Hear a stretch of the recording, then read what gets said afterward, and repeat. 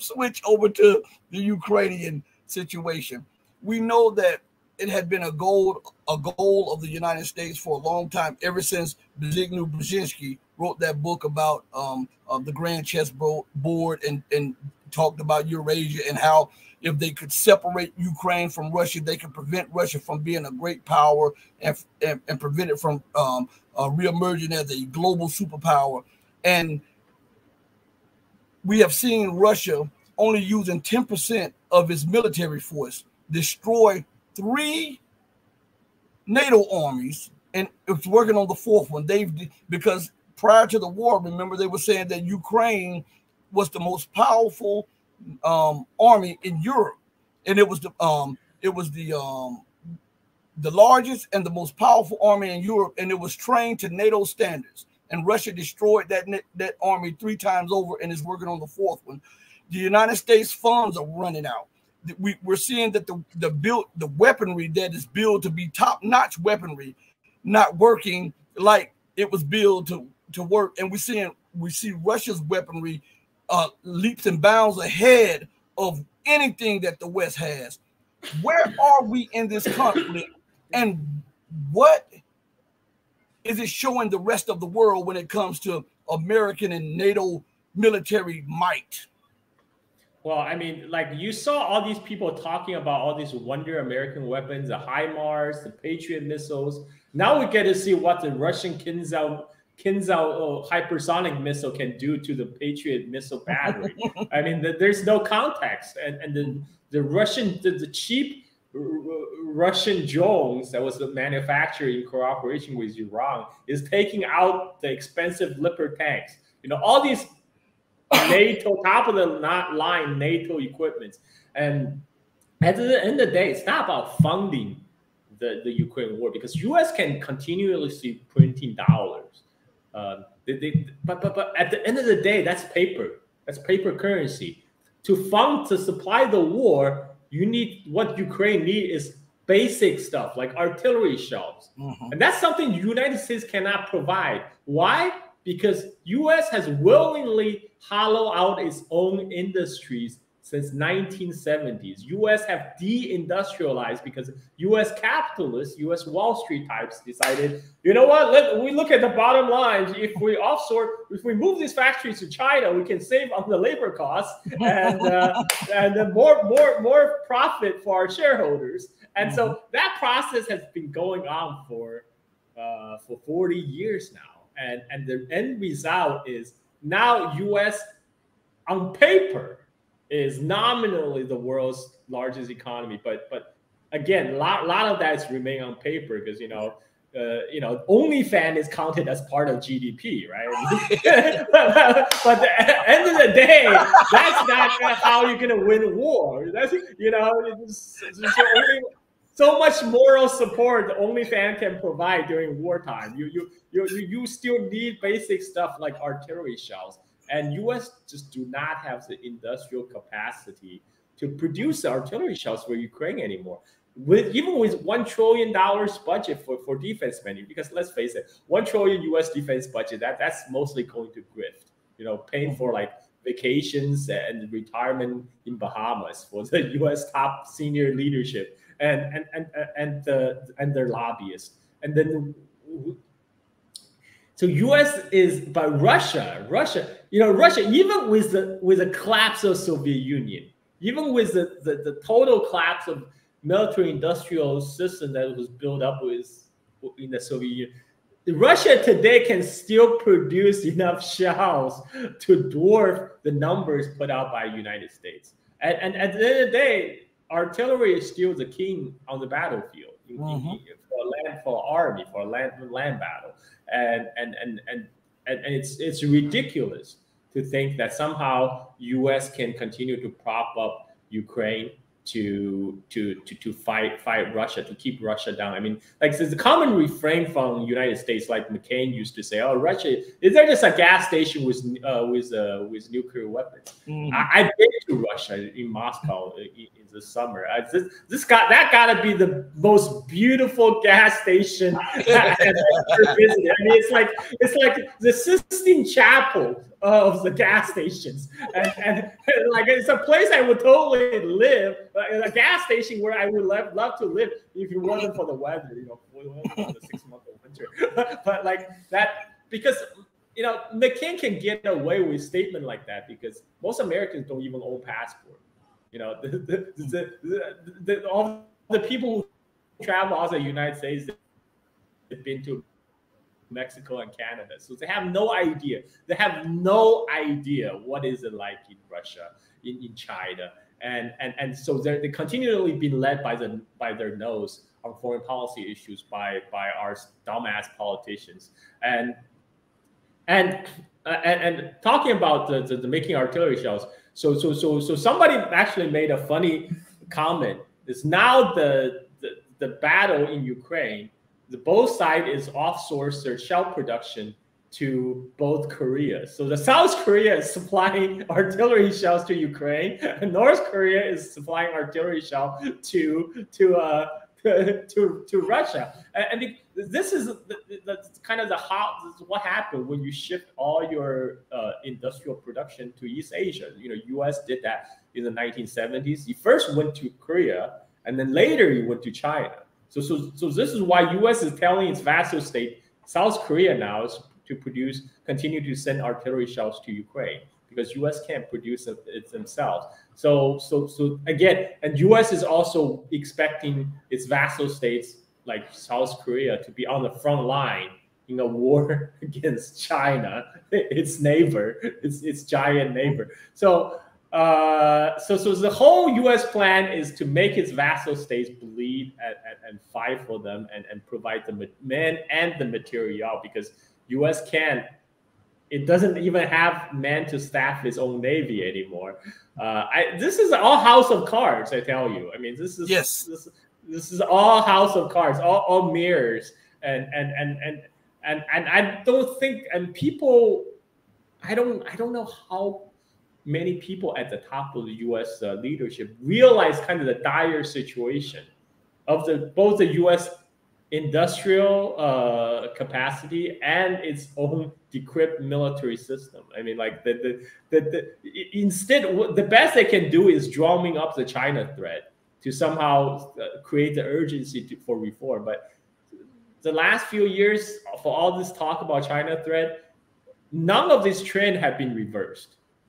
United States continue to hollow out industrial capacity to be more a service-oriented economy, which means, you know, more giga workers for Amazon, you know, for Uber, and still that's not manufacturing capacity. That's not going to give you artillery shells. That's not going to even give you people to staff your navy, you know, because what's the incentive now for people to get stuck in an iron ship out in the middle of the sea, doing like stupid stuff like intercepting Houthi ships shipping in try to protect the Israeli shipping in the Red Sea versus the Houthi missiles or something like that. And this is you become errand boys. Nobody likes to become errand boys. Everybody knows that U.S. military is not really for protection of U.S. homeland. You know, people don't care about that. But this is why on 9/11 there were very few fighters that was actually scrambled because most of the U.S. fighters were forward deployed to the borders of China and Russia. You know, and that's why we ended up where we are today. Yeah. Before we go further, first of all, everybody hit the like button. We're gonna bring this to a close shortly, but please hit the like button and subscribe. Tell others about it. And Mehdi, I saw the joke Mehdi put in the comments, and so I got to highlight it. Mehdi said Mehdi became a YouTube member. He was already a YouTube member. Then he says, he says, LOL, Mehdi let his membership payment lapse by accident. so everybody is in on the joke in the day, but I love this. Carl, so before we close out, let's transition back to China, because we were talking about Chinese Taipei. For those of you who don't know, Taiwan, and I know I've read a lot of writings on this situation, and you were talking about how America will not allow for a peaceful settlement of the cross-strait issue. And I read a lot of writings where the United States was hoping to use the first and the second island chain to keep China hemmed in militarily so that they can hold them hostage economically and militarily and politically. What do you have to say about that? And please rant. Okay, so Taiwan issue is interesting right now because Taiwan is coming up with this new election cycle. The election is going again. So the ruling party, the DPP, which is the official pro-independence party, which had been ruling Taiwan for a good part of the last decade, is very unpopular because Taiwan's economic circumstances is not improving. And Taiwan is now in many ways similar to developed economy in the West in the fact that its own manufacturing is hollowing out. They all moved to China decades ago, to mainland China. And so all they got right now is their flagship company, TSMC. Like if you look at Taiwan's economy, GDP numbers, TSMC, the Taiwan Semiconductors, is like the biggest chunk of Taiwan economy. If you take that away, it's like there's not much left, right? And United States is doing its best to destroy TSMC right now. First, by denying TSMC of its biggest natural market, mainland China. It tells TSMC, oh, you can't do business with mainland China anymore. You can't sell chips or manufacture chips for Huawei or any Chinese companies. And then United States says, okay, what we said about we are really against forced technological transfer to China, but TSMC, you need to transfer your technology to United States. So we need you to open a plant in Arizona. So United States now they have the CHIP Act, which is funneling hundreds of billions of dollars to supposedly spur the semiconductor development in the United States. A lot of that money went to entice TSMC to open their plant in Arizona. So first of all, chip manufacturing is a very highly water-intensive process. I don't know whose idea it is to locate a water-intensive factory in Arizona. That's a genius idea in the first place.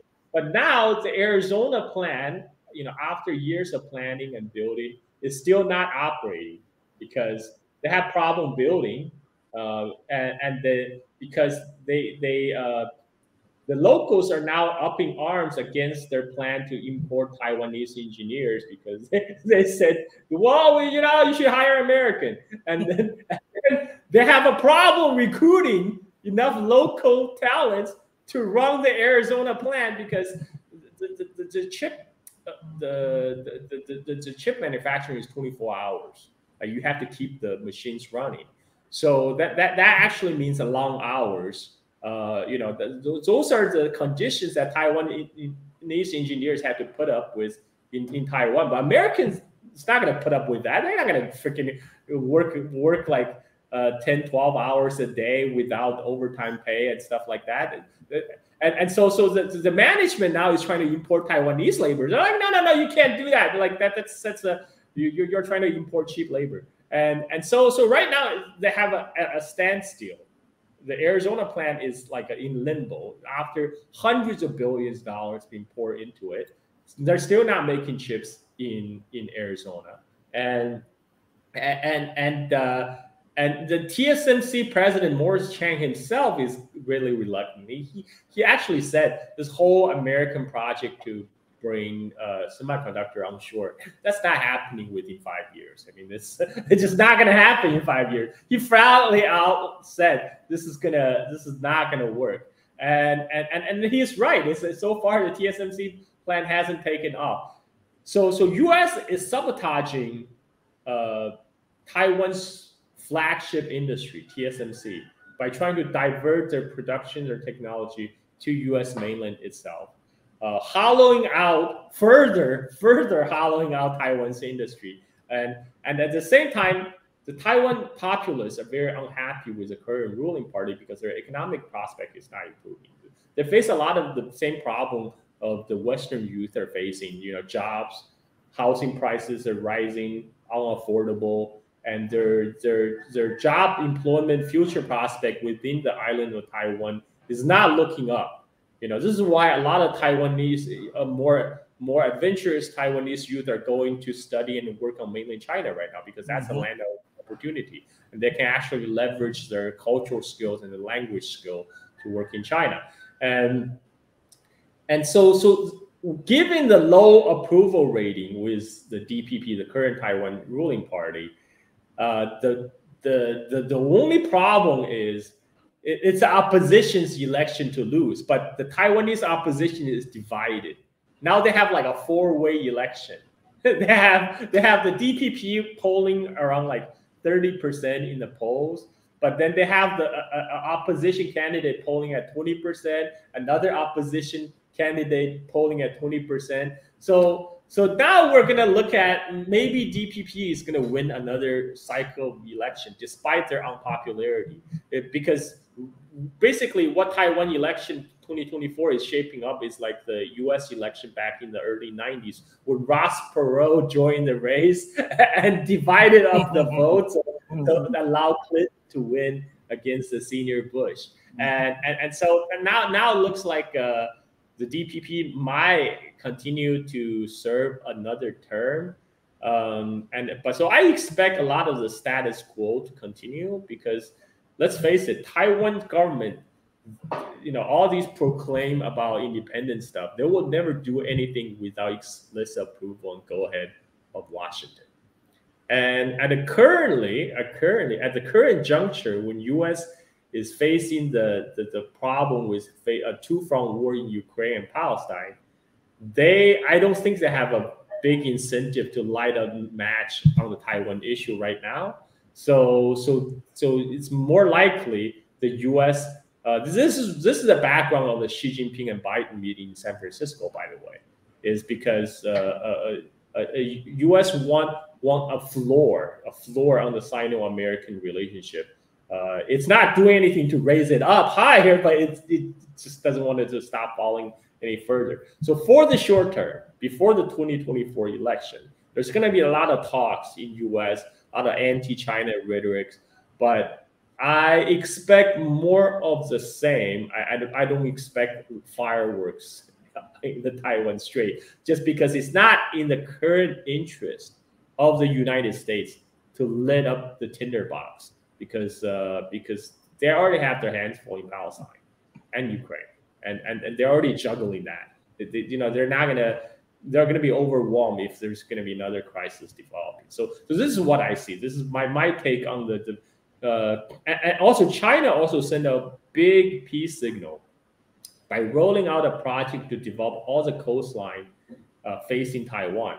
So for a lot of people don't know, during the Cold War, the whole Chinese coastline facing Taiwan was left undeveloped because of the threat of war, because it could be bombed anytime. So now China is plowing a lot of investment on the coast opposite of Taiwan Strait. That actually means the Chinese leadership don't see any prospect for war in the immediate future. So that's actually a big plus. So I think Taiwan issue will remain status quo for the time being, which is more the Chinese military, the People's Liberation Army, is going to assert sovereignty by continuing their flights around Taiwan, continue their patrol around Taiwan Island, and the U.S. will still do crazy stunts like flying their spy planes up to the Chinese coast and have like the Wall Street Journal or CNN reporter on board to film the exchange. You'll continue to have incidents like that, but I don't expect a big blow off. That's my take. Well, Carl, we got to run this back. We got to do it again, man, and we got to do it again soon, man. Thank you for joining me. Mehdi had a question for you before we go off there. He says, one question for Mr. Zah. What would you say the percentage of U.S. machine products come from China, South Korea, and Japan? So I don't have the numbers in front of me, but off the top of my head, I would guess a higher percentage because like the machine parts, machine product, they come either from Europe, which means Germany, or Japan, or Korea, or China. These are the main sources, and you know the United States is destroying the German industry right now. Yes. I mean, their whole Ukraine war sanction on Russia is totally hollowing out German industry. So now all the German industrialists are moving their plant to United States because there's cheaper natural gas here. So which means now there's an even greater proportion of machine products coming from East Asia. So that means China, South Korea, and Japan. That's my answer. I don't have the exact numbers in front of me, but my guess is fairly high.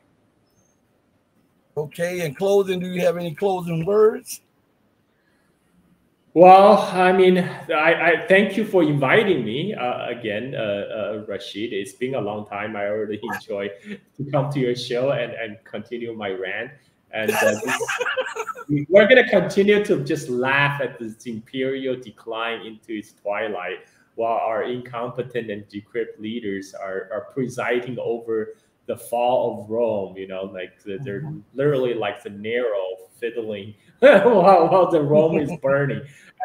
And I'm just glad I made the decision to come to Bali. So I guess at least I can see it from the distance. Well, I'm stuck. So I'm stuck in the middle of Rome burning. Hey, Carl, thank you, man. I'll send you the link to this show in just a few minutes, man. And I appreciate everything. Thank you, Rashid. And let's do it again. Let's do it again. Soon. You better believe it, my brother. Everybody, thank you all for joining us. Remember to like and subscribe, share, let people know about Carl, let them know about this platform. Anybody that's trying to get the truth out, support them in any way possible. On that note, we go out the same way we always come in love and in truth. For all of you who love peace and truth, know that we love you, but the true and living God will always love you better. Until we next speak again, stay strong, stay true, but above all things, stay righteous. And for the channel members, part 3 of that series drops tonight or early in the morning. Thank you so much, everybody. Hey, mama, look at me. Your baby boy loves you more than life. Deuces, everybody. We're definitely out of here. Be blessed, everybody.